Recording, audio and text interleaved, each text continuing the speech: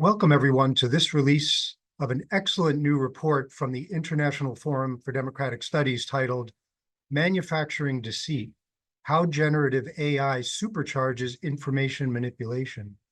By way of introduction, I'd like to make 3 points relevant to the focus of this important report. First, as part of their overall mobilization to exert influence and to shape the environment to their liking, authoritarian powers have used first-mover advantage in the digital sphere to wide-ranging effect.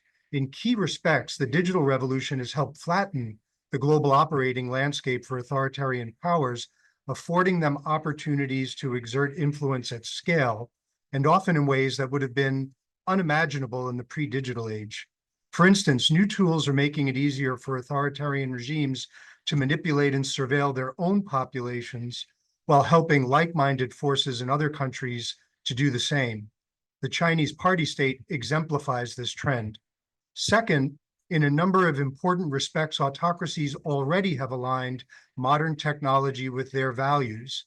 The powerful technological surveillance model that's grown roots globally lends itself to authoritarian governance preferences for secrecy and control.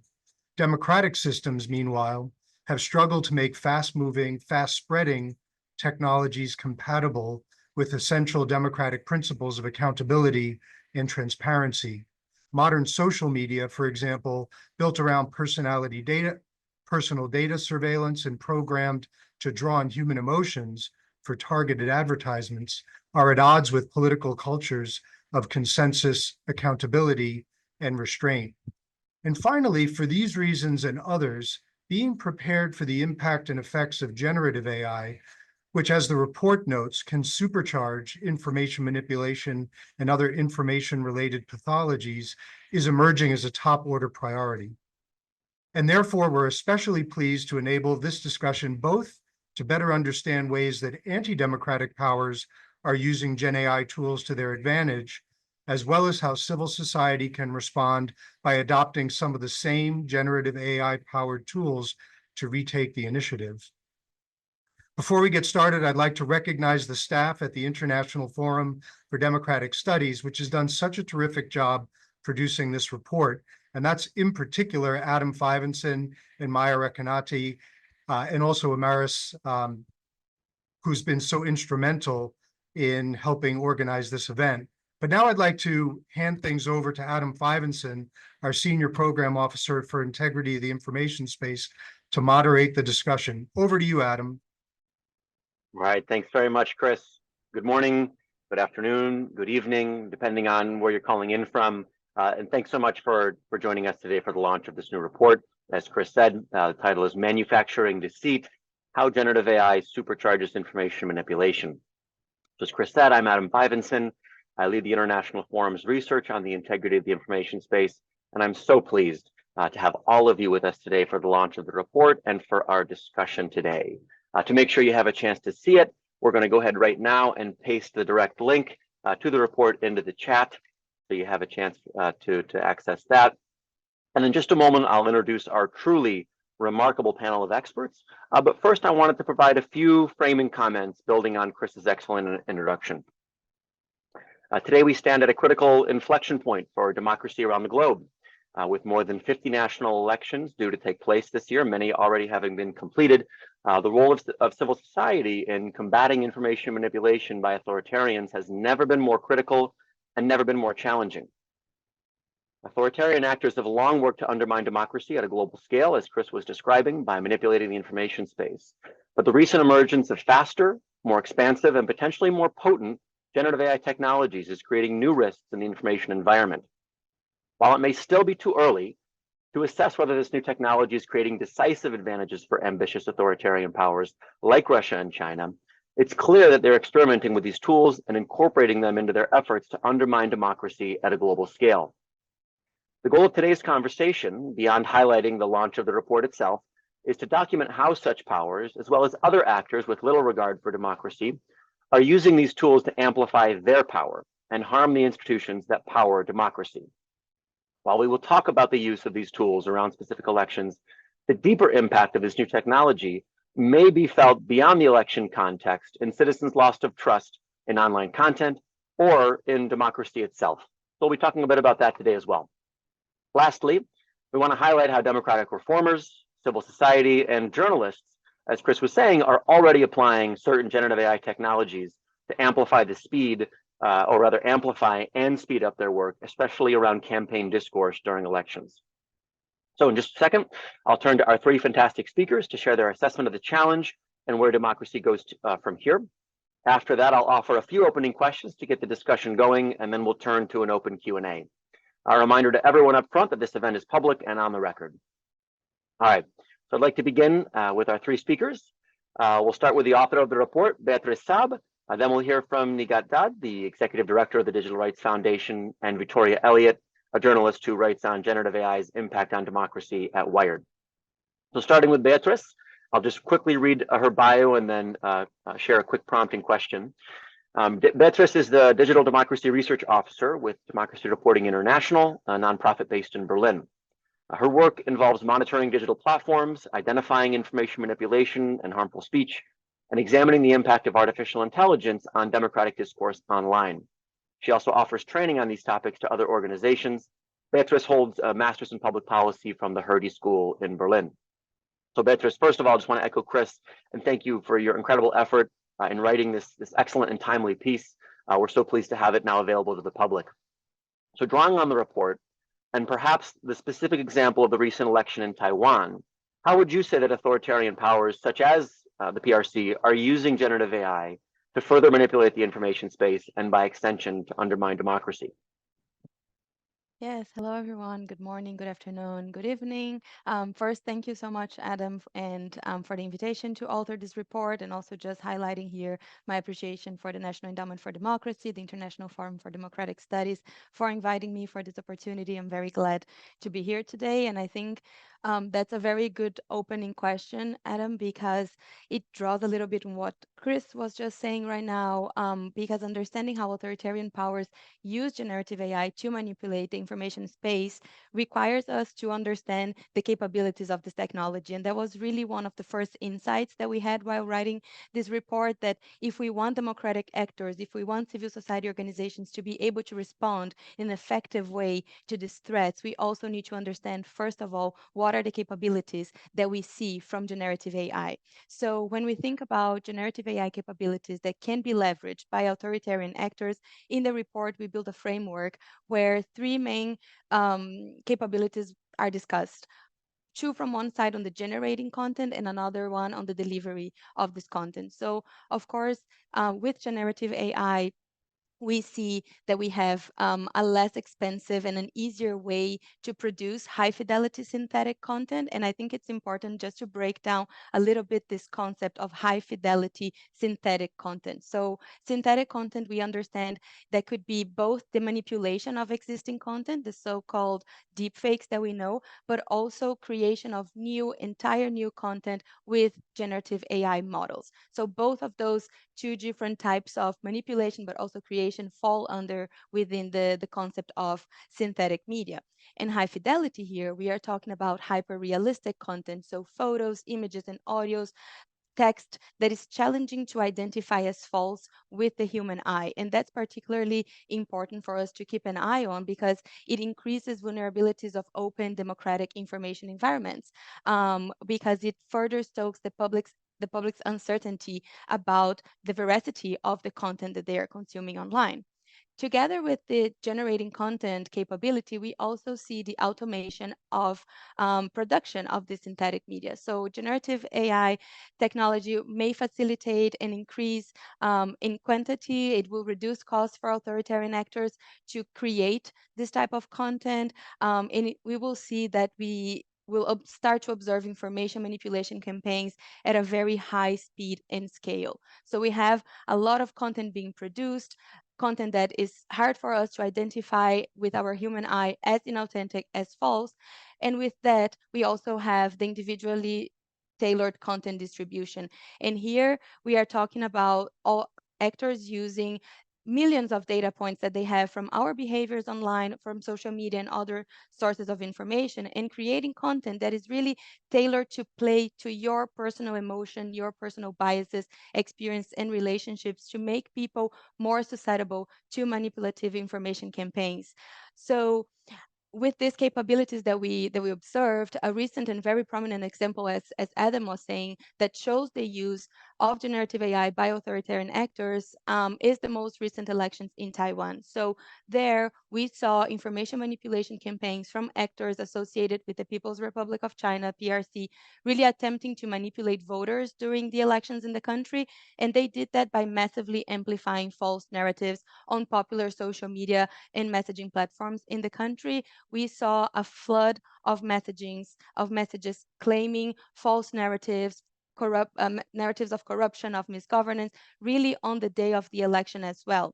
We even saw publication of a book that later on is suspected to have been written completely using generative AI. And this book was used to then script other AI-generated videos, advancing these narratives at a scale on social media. So as you said, Adam, although it's difficult sometimes to identify a causal link between the election outcome and the use of Gen AI, in this case, to influence Taiwanese voters, I think that the case of the Taiwanese elections really show how one global authoritarian power is already using generative AI to produce content to increase their interference in democratic processes. And I'm very happy to discuss this further with our panelists today in our event. Fantastic. Well, thanks so much for that brief summary of some of our key points. And I really hope folks will take the time to dig into those examples in the report. But I thought that particular aspect of, certain ways that we're seeing this tool being used to generate content, to create content, but then also to distribute that content. I mean, that distinction, I think, is really important and critical that we recognize. It's not just the deep fakes, it's also how the technology behind them and their distribution is evolving. So I really appreciate you highlighting that point. Let's hear now from our second speaker, Nighat Dad. She's the founder and executive director of the Digital Rights Foundation, which is a nonprofit working on digital freedoms in Pakistan, but with global impact. Her work focuses on digital rights, data protection, free speech online, online violence, and gender equality. She's the recipient of the prestigious Human Rights Tulip Award, a TED Fellow, and one of Time's Next Generation Leaders. Nighat, thank you so much for making time to join us for this conversation. I wanted to ask you, using the recent example of the elections in Pakistan, how are politicians using generative AI to challenge the democratic process around elections? And in your view, what are the implications for democracy of such use cases for these kinds of tools around political campaigns, and also for human rights more broadly? Yeah, thank you so much for having me on this call, and also thanks to Beatriz for giving us an overview. I think more or less what she has already mentioned. One thing that she mentioned around high speed and scale was just like it just got stuck in my mind, because that's exactly what we witnessed during Pakistani election. Generative AI was used to manipulate political campaigns through convincing deep fake videos and audio clips that sort of spread misinformation about candidates. These included fabricated speeches, false endorsements, and scandals designed to influence voter perceptions. We assume that the highly targeted nature of AI-generated content exploited charged voter biases and emotions, complicating the already complicated political electoral landscape in Pakistan. And I personally think that the proliferation of deepfakes added into the erosion of public trust in the electoral process in the country, making it difficult for voters to distinguish between authentic and synthetic media. in the country, prominent politicians like Imran Khan, who is still behind the bar, and other political leaders like Maryam Nawaz, who's a female politician. They have been some of the top targets of deepfake videos and audios during elections. We have also seen political parties used AI-generated audio calls to contact voters through phone calls, asking them to vote for their respective candidates. Some political parties used pre-recorded audios, while others used AI-generated ones. And we think that this seemingly harmless use of AI becomes an issue when it is left unregulated. Particularly for users who have a hard time distinguishing misinformation and disinformation on the on information and communication technology. I think another thing that we noticed with this whole AI generated content, but also use of technology, the issue of data privacy that hardly came into the conversations, especially how through the use of automation, the voters' data was collected, but also how they were contacted through these AI-generated calls. I would like to go deeper into this, but I'll stop here and would like to listen to other panelists and see where this conversation takes us from here. Absolutely. Sounds great. Well, thank you so much for that background. I did want to ask you, if I could, just a quick follow-up. For folks who haven't heard the story, in quite so much depth, Imran Khan and his use of generative AI technology, or his campaign's use of this tool, is fascinating. And from a democracy standpoint, quite concerning in the way that, in essence, as you say, he was in jail. Now, not my place to decide, whether that's right or wrong. I understand that itself was, a difficult decision and controversial. But just the use of the tool for a candidate, an active political candidate who's currently behind bars, and who ended up taking a plurality of votes, really, it's quite shocking in terms of the, if we're looking for specific instances where the technology seems to have made an impact, that would seem to go. And of course, we can't say definitively, but we'd just love your thoughts on sort of that specific instance and how you view it.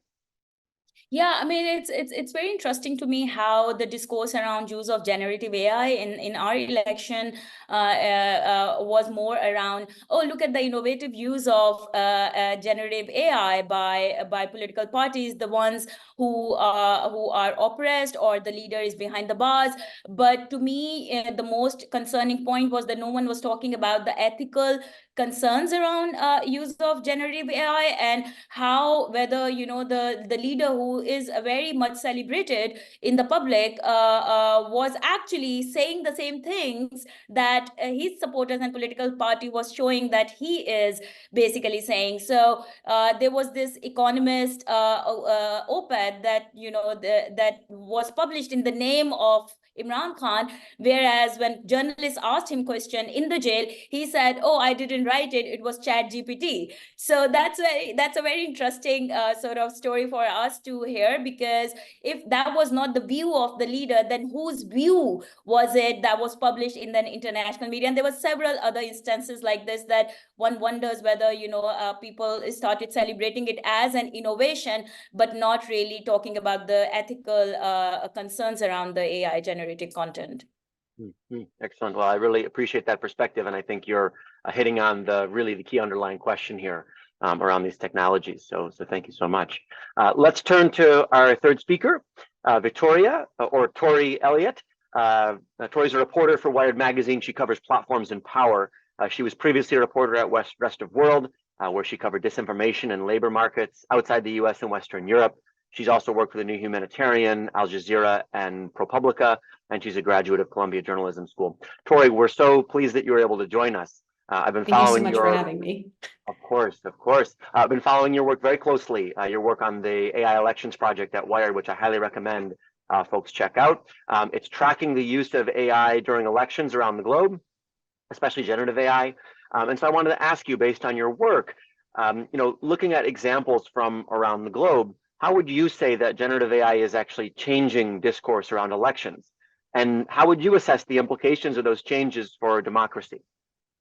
I think one of the things that, and, working on this from New York, and obviously that means that I can't be everywhere all at once, is that, it has created an incredibly muddy information space. So, and there's all these reasons on both sides of the spectrum why people would claim something is AI or is not AI. So for one instance, that I can share from Bangladesh, there was something that was flagged as a piece of content that had been made by generative AI.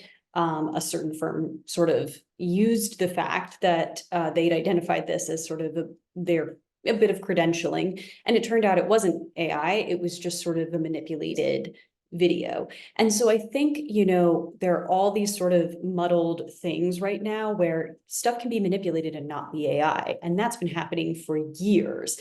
And so claiming that you can manipulate content, as we've seen in the case of the Indian elections, we have tons and tons of firms, homegrown firms growing up now to sort of take advantage of this moment.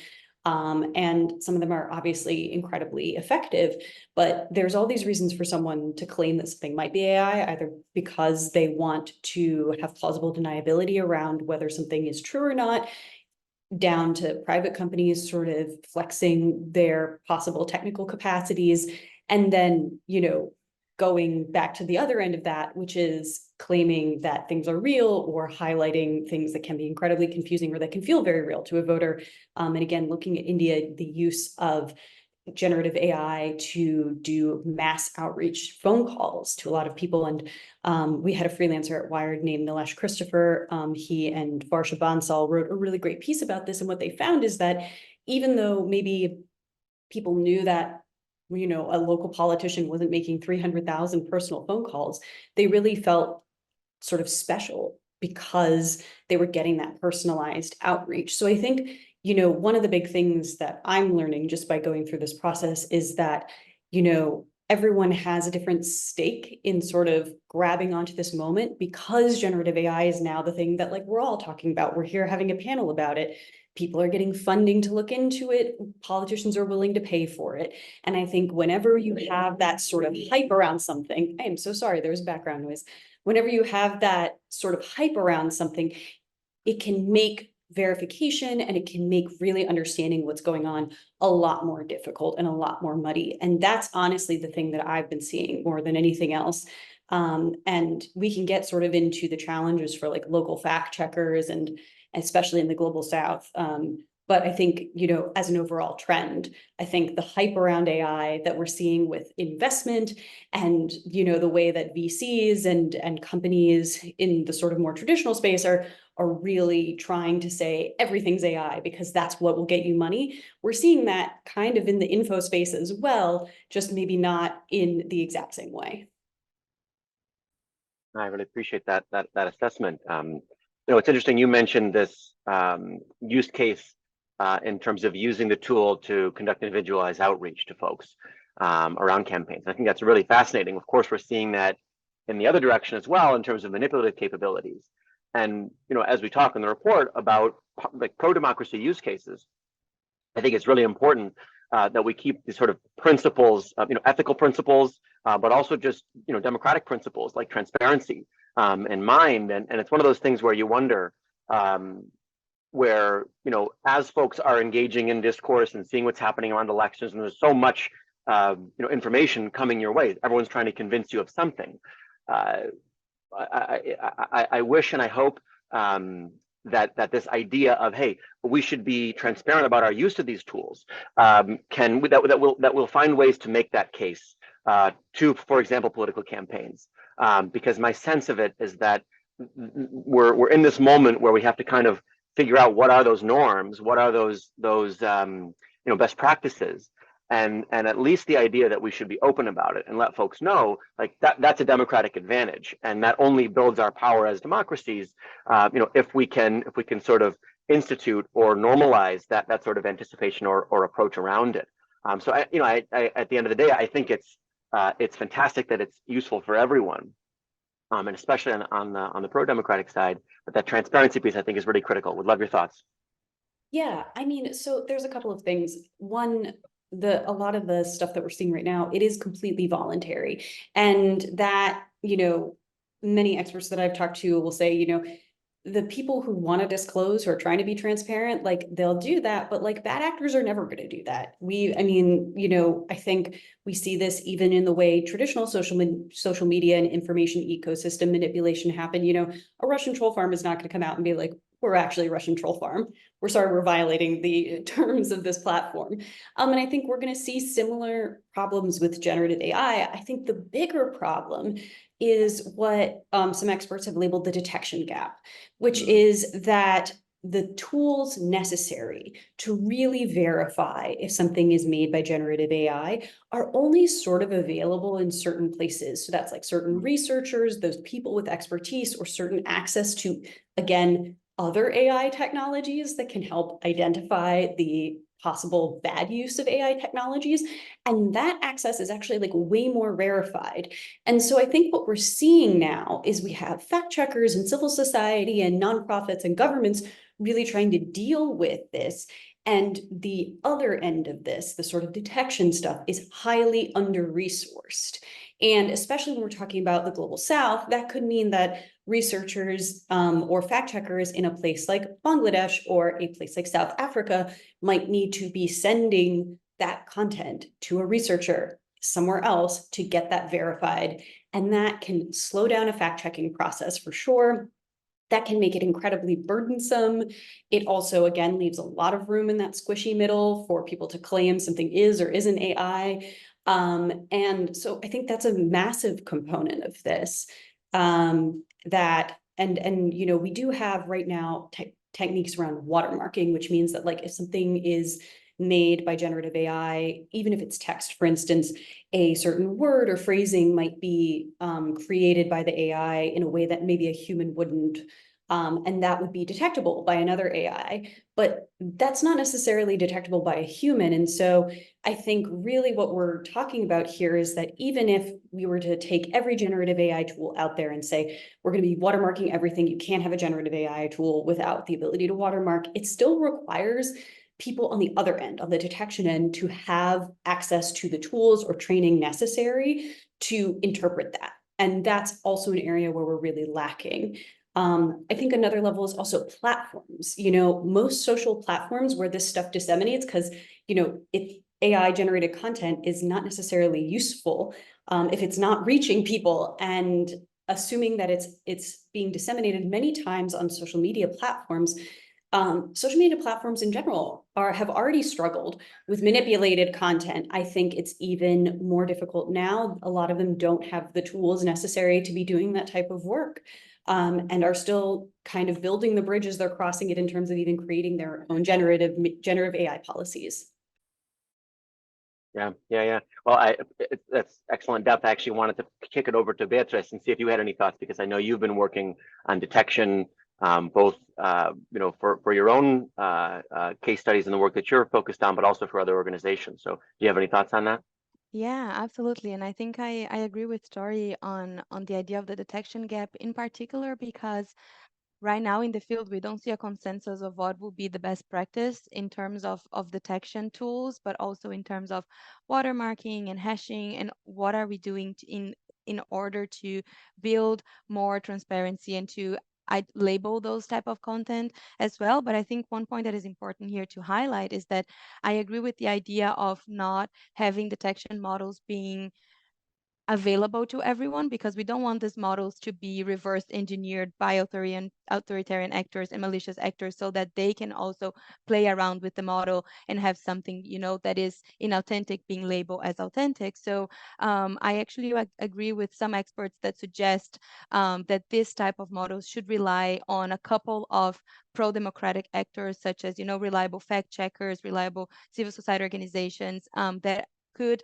leverage this detection skill. So definitely something that, in the field we discuss what will be the best approach. There are different also private companies, also other organizations working on building watermarks and hashing systems, but we see that those can be easily misplaced. It can be easily manipulated as well from authoritarian actors. So there will be a trade-off between security and access as well, which will imply that this type of models won't be available for everyone. Otherwise, they will become useless because everybody will be able to test publicly those detectors and learn how to evade them. So I think that's also the tricky part of how can we establish models that are with the right people, in the hands of the pro-democratic actors, in order to equip them, journalists, election officials, with these tools to effectively identify when authoritarian regimes rely on generative AI to generate their information manipulation campaigns. So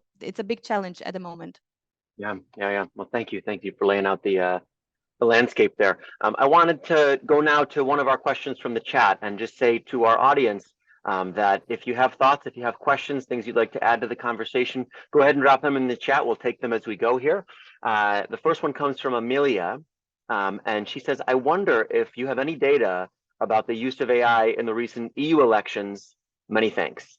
So I know this is something that Democracy Reporting International has been working on, so I guess we have to go back to Beatriz first, but then would also love to hear if Nighat or Tori have additional thoughts, or if you've been seeing things.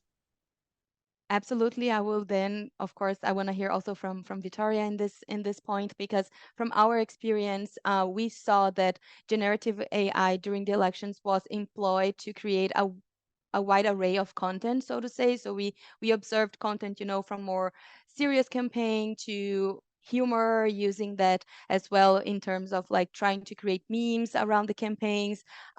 We At DRI, we are still working on a report to be published soon on the employment of Gen AI. But for example, another organization based here in the EU called DFR Lab, they found a lot of right-wing parties employing generative AI ahead of the elections, and that was to cause, really playing with emotion. So it was a lot of images using Midjourney or Stable Diffusion to create those images, and the images were pretty much very, they were trying, to put a reality that doesn't exist. So buildings that were being demolished, or people in the streets, and then they were saying, they were stating false information in those pictures as well. So we did see a lot of far right parties, and I'm happy to post also the link to this research in the chat in a second. But we did see that happening, not with the aim to say, not with the aim to say this is a piece of reality, but to kind of play with what I said, with the emotions, with your perception. It's clear that the images are AI generated, but that's not the intent. The intent was not to say this image is real. The intent is to play with what could be a possibility of reality. And I think that was an important piece as well in their research, that, it wasn't to necessarily make you believe that this is true, but it's kind of putting in your imagination what could be your reality if you vote for this other party, and that, what you could see in the near future. So that's something that we also observed in some of our research as well. But I will be happy to listen also from Vittoria, that probably has some more insights on that too. Please. Yeah, I mean, I think one example that we found, the organization Echo noted that in some ads in Germany, the far right party, the AfD, used generative AI to, I believe it was to show injuries on the face of a white woman, and it was accompanied by text sort of tying crime and immigration together in Germany. And I agree with what Beatriz said, that the creation of these images, I think people are pretty smart, and AI is actually not as great as we think it is right now. And so, but I think when we think about these images, we really need to think of them less as reality distortion in terms of tricking people, and more in the reality distortion space of propaganda. That they are giving form and image to feelings or ideas that people may already have, and because of that are being emotionally activating. And I think that's a real thing. The other thing, and there was a really great investigation that came out from the Bureau of Investigative Journalism in the UK that found that there was actually a scam, it seems like it's probably some form of like terrible scam called quantum AI that used the manipulated images of the UK Prime Minister and also the European Commissioner to scheme people out of their money. And while that's not exactly election related, I think that like scams using political imagery or politicians are also really powerful in their own way because, you know, the language, for instance, around this in the UK was about targeting the sort of economic crisis in the UK right now. In Europe, it was framed as a investment scheme, a European investment scheme. And all those things undermine trust in these people and in these systems. So, and are able to get people's buy-in to these scams because there is a familiarity with these figures. And so I think like that in its own way is a form of democratic erosion as well, because it is eroding trust, even if it isn't specifically electoral trust. Yeah, that's a really, really important point, and perhaps the deeper impact, of the debut and the popularization and the growing awareness about these tools. It's not just that they can create deepfakes; it's that anything could be a deepfake. And so is anything true, right? And so we have this moment that is sort of described as the liar's dividend, where if you are a liar, if you are someone who benefits from the public not knowing your true intentions or your true nature, then it's easier than ever before to sort of dismiss inconvenient images or videos, something that might be embarrassing or might be incriminating, for example, to sort of escape accountability in a way. And as you were saying also, I think, it really plays on this moment that we're in where it doesn't even have to be oftentimes a good deep fake. It can be a cheap fake where, they've just taken a moving image and dropped a static face over it so that it represents somebody. And in our current politically polarized moment at a global level, that even those sorts of messages can feed people's feelings and attitudes and beliefs, right? So I really appreciate that. And that brings me to I think a larger question that I wanted to ask all three of you, which is that, in the report, we highlight the fact that beyond the election context, the deeper impact of generative AI might be this sort of near total loss of trust in online content, in society, and in democracy. Some argue that we're already seeing this impact in what I was describing just now as the liar's dividend. So I would love your thoughts on this deeper phenomenon, and if we're already seeing this trend play out of sort of trust being undermined broadly in the information space, and what the implications for democracy might be. Let's start with Nighat, and then we'll ask our other panelists as well. Yeah, so I just take this example of like the kind of technological solutions that platforms are coming up with, and how much thought has gone into, for instance, introducing watermarking solution or labeling generative AI.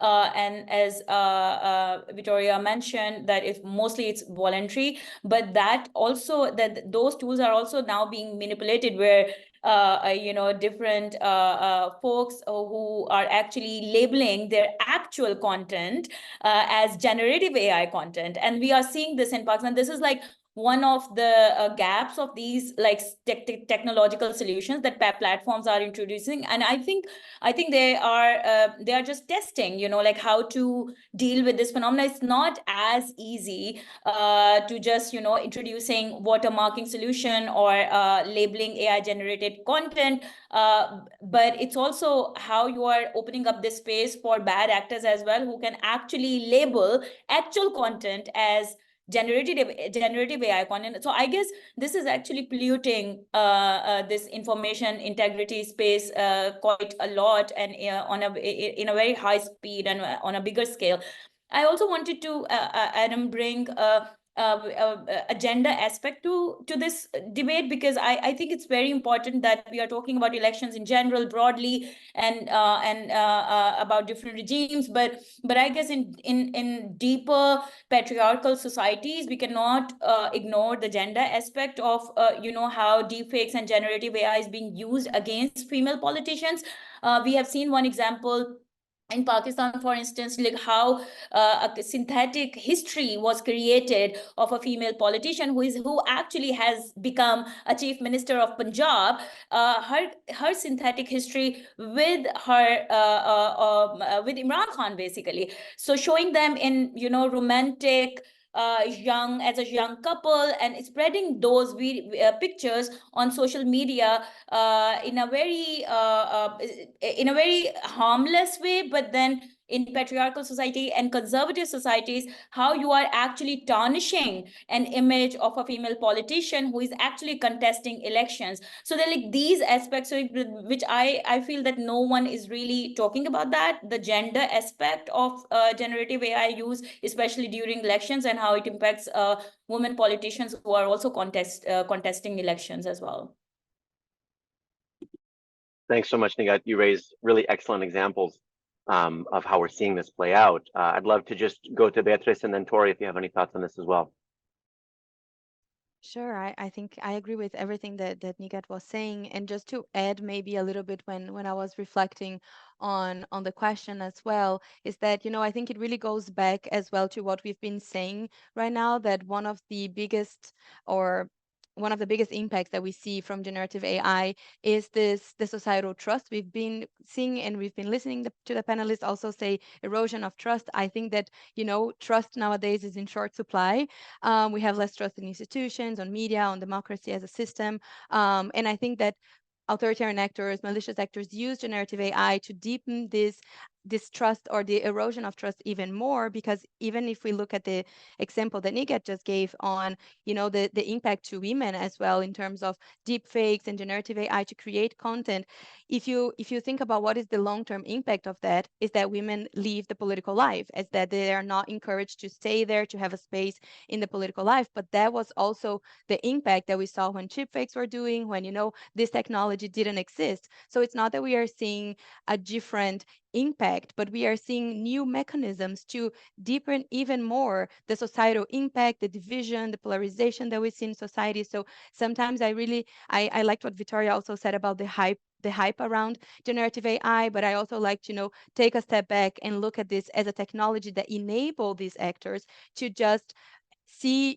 societal divisions and to deepen those divisions, the polarization, and to exclude vulnerable groups from a political life, because I think sometimes we get really overstimulated by the amount of AI models that we see here and there. But for me, in the center of everything is the societal trust in the media, in the institutions, but also how this technology helps when used by authoritarian actors, by malicious actors.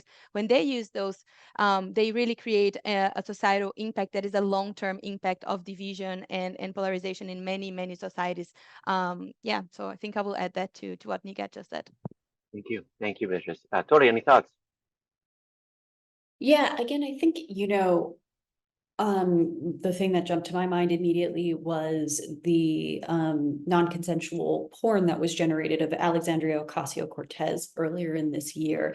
And, I think there's been a lot of research about how particularly prominent women in politics are trolled and harassed at rates that far exceed their male peers. And so I think, as in many ways with generative AI, we are just seeing a continuation of patterns that were already established in the Web 2.0 space. And I think, that is actually some of the biggest problem, which is that changes upon changes and things remain the same, the same problems around detection, the same problems around platforms not really being able to reckon with the content that they're hosting, the same pattern of problems with harassment of female politicians. They're all sort of continuing just into this new medium. And so in that way, it's a little peaceful because we sort of can predict what's coming. But also what I think it really does mean for a lot of these companies is that they're not learning the lessons of Web 2.0. That's fascinating. And, in essence, we're having this debate right now. Well, is generative AI the new blockchain, or is it the new social media? In essence, social media, the sort of double-edged sword that we, in a way, ignored the risks of. And here we are today. And, blockchain sort of being this technology that got so hyped up. and clearly, is having impact in certain narrow ways, but maybe not across our ecosystem in the ways that it was sort of predicted. So which one of these will generative AI be? I want to pivot before we go too much further down the road of doom and gloom, which of course is relevant given the dynamics in the situation. But I also think there's an optimistic side of this. And some folks are hitting at this in the questions. Maggie Farley, for example, from ICFJ is mentioning, well, resources and training programs for journalists, fact checkers, and others to detect these tools. I want to broaden that a little bit out further and ask you, how is it that pro-democracy reformers, more broadly speaking, could be civil society, journalists, how are they using generative AI in their work? How can we rebuild trust at a time when, these technologies and how they're being used is really to pull us apart and to undermine that trust. And then secondly, what are the sort of ethical implications or democratic implications or considerations that we should be keeping in mind as we're in this moment when the sort of governance best practices, norms around these tools really haven't been fully hashed out yet. So I'm going to open that one up. I'm not sure who would want to start with that one, but what do you think? Anyone want to take a crack at that question? Maybe from the report, Beatriz, any thoughts? Yeah, on, I can maybe kick us off, but I would love to hear from the other panelists as well, because in the report we do have a section where we are looking at how our civil society organizations using as well generative AI for their work and their efforts to combat information manipulation campaigns. And I think some highlights that I can mention here from the report, I think first of all is the use by fact checkers. They do employ nowadays generative AI to expedite the verification of information, but also to create systems that are able to identify patterns in large volumes of text, image, videos, detect trends in behavior over time, which is really useful for the type of like predictive analysis that they need. So, they are able to say, oh, this narrative has been appearing on this social media this amount of times in the last 3 days. Can we expect this to continue, or how can we debunk this narrative? So of course, there are a lot of uses. Another common use from the fact-checking point of view is, I don't know if anybody's heard, but there are many fact-checkers that partner with companies to create chatbots where a user, a citizen, can send a message to the chatbot, and that goes to the fact-checking organization, and they are able to respond to the user and give, a direct conversation with them to say this is false or this is not false. So there's, for example, COFAX from Taiwan is a civic tech community that works to counter information manipulation, and they played a key role during the 2024 Taiwanese elections. We talk about them as well in the report. Of course, independent journalists are also experimenting with Gen AI. I think here the example from the Center for Innovation and Technology from Zimbabwe, where they use Gen AI to increase its capacity, and they have an AI newsreader, for example, where this avatar reads important information and helps them with a lot of their work. So of course we do have pro-democratic actors using, also other organizations, for example, DRI, where we use generative AI to try to build a system to detect potential new technologies that could be used by actors. So we do see a lot of the use, and I really like the question, Adam, that you pose on the ethical implications, because it is such a fast-paced environment of technology that advances so fast that I also see that, civil society organizations and pro-democratic actors are kind of lacking behind a little bit in this discussion of all of the ethical standards or all of the standards that we need to follow in terms of our work. So I'll be actually really willing to listen to Vittoria and Nighat on that sense. But in the report, we do map a couple more of cases of, the good use of generative AI and how this technology can also empower us to fight. Of course, we use it as well to create models to try to find coordinated inauthentic behavior. That's a very good way to use generative AI, and to use prompts to train models that we then later on use to analyze data and to identify behaviors that could be seen as inauthentic. So that's also a way that we can employ Gen AI in our use. Yeah, fantastic. Thanks, Beatriz. And Tori, Nighat, any thoughts on this question about positive pro-democracy use cases? I mean, I think, again, looking at the ways that generative AI can be used for outreach in campaigns. That's not necessarily like a bad use of it. And I would argue even that like satire, satire and memes have been part of like comedy has been part of politics and critiquing power for a really long time. And even things like I thought a really interesting use of generative AI was an AI candidate that was set up by the opposition party in exile from Belarus to run against Europe's oldest dictator. And as they said at the time, like, he can't go to jail. He's not real. But it is a way to like continue to communicate with people in the country, like, here's what we would hope for our politicians to be. Here's what democratic values might look like, in a way that actually protects the real people who could otherwise be prosecuted or go to jail in such a repressive society. So I think there are ways in which you can see this technology being used as a way to push back on otherwise oppressive systems. Fantastic. Thank you. Nighat. Yeah, I think it depends on context as well.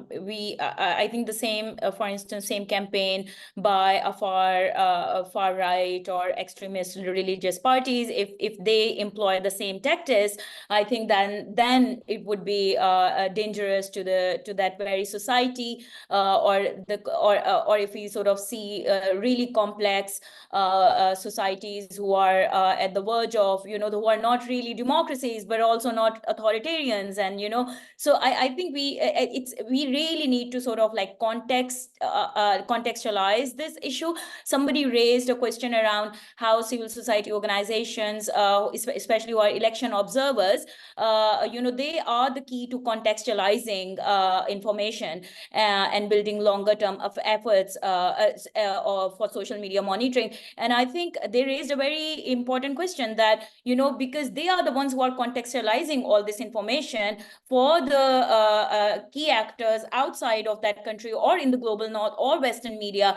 but they do not really have access to the data, which, like platforms are actually blocking. So I think that sort of, this is like, we are talking about the entire ecosystem to sort of work in parallel to address this complex issue that we are talking about. If researchers do not have access to the data, if tools like CrowdTangle is being shut down by Meta, and new content library tool has only access to the academics, then what we are talking about here. I think it's like a, yeah, I'm not making it more easier. I think it's like a really complex issue, which is sort of attached to different other already existing challenges that civil society and researchers are facing. Absolutely. You raised critical questions. And this issue of data access, right, it's only getting worse, as you say. And it's unfortunate because, as, for example, folks, our colleagues at the Carnegie Endowment would remind us, I mean, communications research is not new, but our understanding of this information ecosystem, one that is guided and bound, in large part by social media and some of the differences in how it elevates content as compared to our sort of previous regime of editorial boards, right? I mean, it's just very different. And we don't necessarily understand as much as we think we do about how things work. And without that data, we just can't be empirical in many ways. At the same time, I would just say that, for example, for the forum, much of our work is focused on what can civil society pick up and do now, in this environment where regulatory approaches, are slow to appear and to be enforced, and where platforms and the folks that sort of hold the keys to the modern information ecosystem are not necessarily responsive to to the needs of civil society and to democracy more broadly. So it's like, what can we do? Not accepting that those situations stand as they will, because we certainly want things to change. But what can civil society do right now, given that we're in this year of elections and authoritarians and folks who do not look well on democracy and sharing power and accountability, or rather facing accountability, continue to sort of rack up wins in one way or another, even if they're not necessarily winning those headline races in every election. And so yeah, you raise really, really critical questions. Well, we've got just about 5 minutes left here. And there's a lot of excellent questions, and I'm really sorry we won't have time to take them all.